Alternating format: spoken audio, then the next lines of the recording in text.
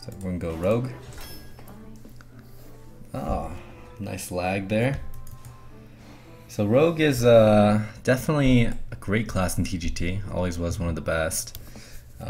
Rogue specializes in controlling the pacing of the game. A couple of other classes do this, but no class can really slow down their opponents and speed up their own board as much as Rogue can. So if you're good at mana management and foreseeing plays and kind of countering plays before they happen, right?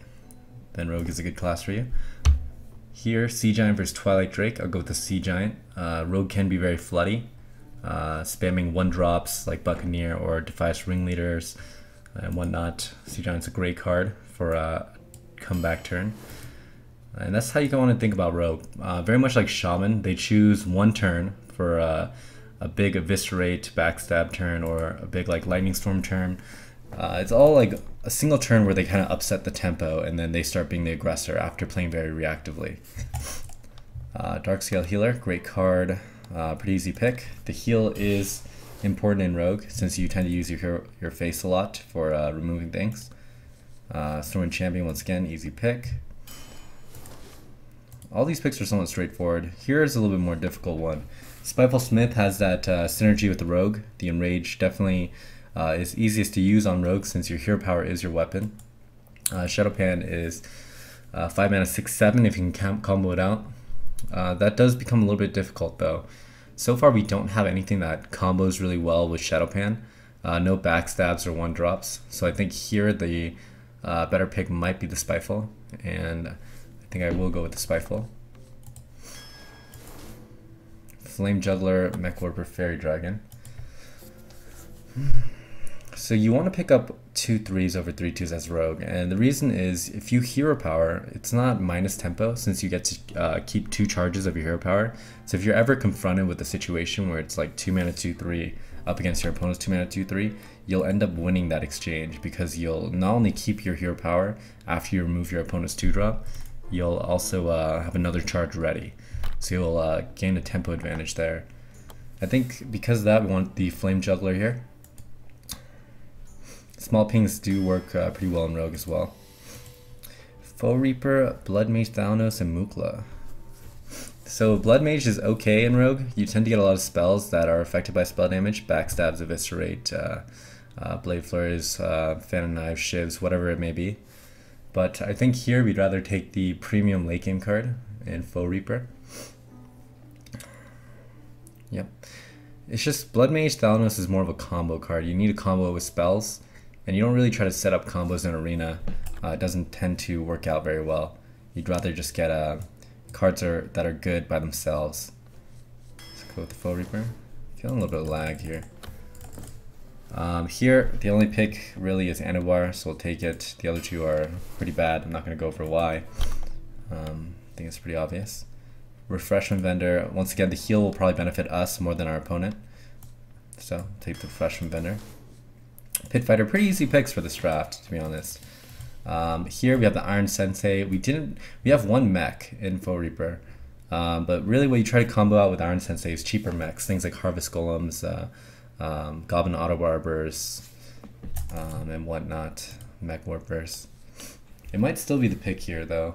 Cold Oracle can be okay in Rogue since you can get through your cards really quickly with cheap spells and comeback tools like Eviscerate and Backstab, but we don't have any of those cards.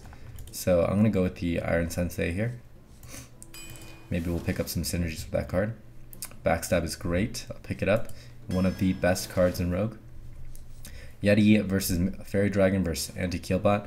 Once again, the heal is good in Rogue, but we already do have 2 heal cards in Refreshment Bender and Darkscale. Maybe we want just a solid 4-drop here. I'll take the Mech Yeti here because I think it's a lot easier to pick up good 2s than it is good 4s. Fan of Knives versus Spider Tank. Fan of Knives, I do prefer to have 1 in my Rogue deck as opposed to none, but I think Spider Tank is a little bit too good. Top tier 3-drop and our other 3 is not so good by itself. Plus the mech, get a little bit of synergy with the Iron Sensei. Kurobashi versus Spellbreaker. I'll go with the Spellbreaker. Don't really need that much more late game. We have 3 5s alone and 6 late game cards, and that's quite a bit. So we'll go with the utility card here. Mech Warper is good. Pretty obvious pick here. Betrayal, take it over these two. It doesn't look like this is the kind of deck that grabs initiative from the start. So if we're playing reactively, because we don't have very many 2s or 3s or 1s, Betrayal all of a sudden turns into a good card. It's fine. But on the other side, if you think about it, like if you have a lot of backstabs, deadly poisons, eviscerates, or if you have a lot of 1s and 2s, very often your opponent won't have 2 minions on board to use Betrayal, let alone 3. So this is good. Giblin versus North Korean Kraken. We have 3, 4, 5, 6 late game cards. I do like the North Korean Kraken, but I think Giblin might be the stronger pick here, just because we're still lacking on 2s, and Giblin is a top tier 2. So I will go with the Giblin. Sacrifice a little bit of power for the deck for a little bit more consistency and drawing into our early game in our opening hand. Just to make sure we don't get rushed down. Puddle Stomper, solid 2. I'll take it over Mukla. Once again, if we're playing reactively, cards like Mukla's Champion, like playing reactively is another way to say that you're playing more of a control style deck.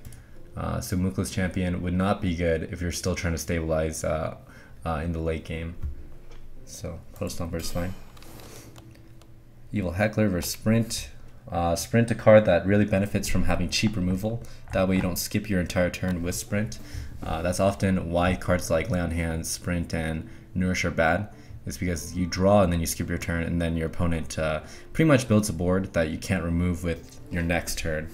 So, but Sprint is a little bit better in Rogue since you get cheap removal, so you can like sprint into a backstab or sprint into an eviscerate, cold blood, you know. We don't have too many of those cards, so I think I'd rather just go with the solid 4-drop here. Take the Evil Heckler. The synergies we have with Hobgoblin, we actually don't have any 1-attack guys. It might still be the right pick. We have 1, 2, 3, 4 mechs. We have 4 mechs for Junkbot. Probably not the right, probably not a strong pick. I'm actually kind of leaning towards Frost Giant.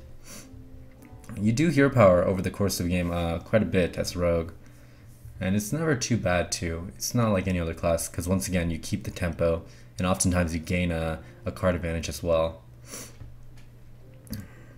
Yeah, I think I will go with the Frost Giant, although I don't think Hobgoblin would be a bad pick. Pit Fighter, solid card. The other two are not so good. So right now we have 3, 4, 5, 7, 8 late game cards. 1, 2, 3, 4, 4 drops. 1, 2, 3 drops. 1, 2, 3, 4, 2 drops. Probably want to end up with 2 more 2s, 2 more 3s, 3, 4, maybe 2 more 4s. So pretty easy. 2 2s, 2 3s, 2 4s. Here, Murloc War Leader versus Enhanso. Enhanso, once again, better if you have more of an aggressive deck. This looks much more like a control deck. Maybe want the Murloc War Leader just for a solid drop on 3. Has a little bit of synergy with Puddle Stomper as well. Vanish versus Corehound versus Young Dragonhawk. So these are all kind of bad.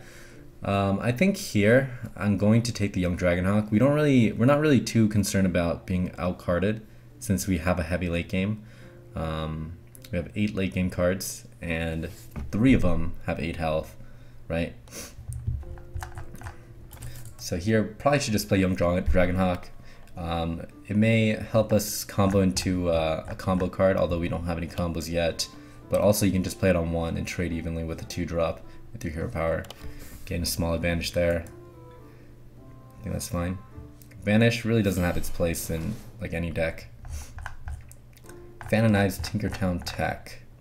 So we did want to pick up a fan, but maybe Tinkertown Tech is better for this deck. We have 1, 2, 3 early game mechs. That may be a reason to pick up Tinkertown Tech. Don't really have spell damage synergies with fan. I think that's fine. We'll take up the Tinkertown Tech. So this is looking like a very minion heavy road deck, which isn't terrible. Here I'll go with Maiden Lake. Ancient Brew often kind of gets in your own way.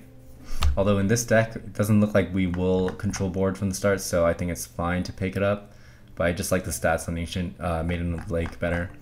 Like high health, low attack are better for control decks because you're not really trying to look into pushing damage. you kind of just want your board to stick and stay on the board. 1, 2, 3, 4, 5. So we're at 5 4-drops. Ideally, we'd end up with 5 or 6. 6 is a little bit better than 4, or 6 is a little bit better than 5. But I'd say Pit Fighter is much better than the Silver Moon Guardian, so we'll just take it here. Although we have way too many 5s. Hopefully you don't regret this pick. So here's a good 4-drop, Senjin. Take it over Direwolf. Not much to say about this one. Once again, as control, you just want solid drops. Things like Harvest Golems, Spider Tank, Scarlets on 3 are excellent. 2 3s, 3 2s on 2 are excellent. This is a 2-mana 2/2. And once again, we don't have like a heavy early game to get used out of Direwolf. So just take a solid 4, which is good for the stats and mana cost of the card. Stormwind Knight is fine. The other two, the Stormpike a little bit too heavy at this point. Way too many 5s in this deck. So take this. Giblin, solid 2 once again, and we could use a couple more. We have 3, 4, and we still need to pick up 2. So now we just have to pick up 1 after this Giblin. Okay, that's a lot of lag. And Skulker. This is going to be Skulker. Skulker's a great card, especially playing control. Often catches your opponents off guard. I don't know why this is. Maybe it's because it's one of the newer cards. But it's a great card.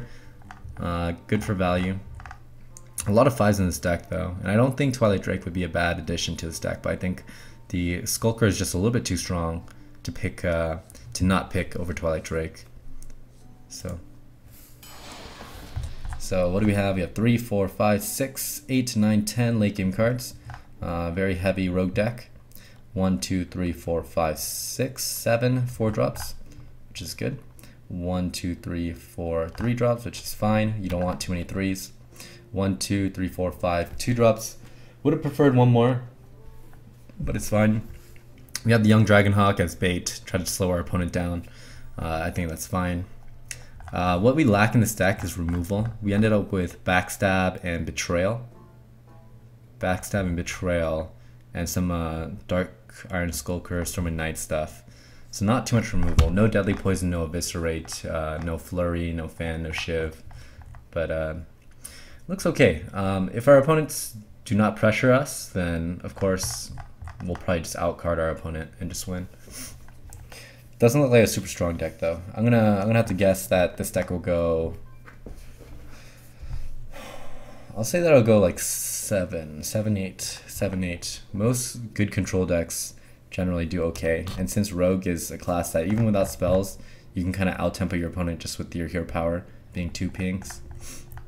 I think we might be able to stabilize in most of our games and just use our big cards to finish out the game. Okay, and that is the Rogue draft. Make sure you check me out on twitch.tv/Ratsmah, and yeah, we'll have another one, another class draft next time. Thanks guys.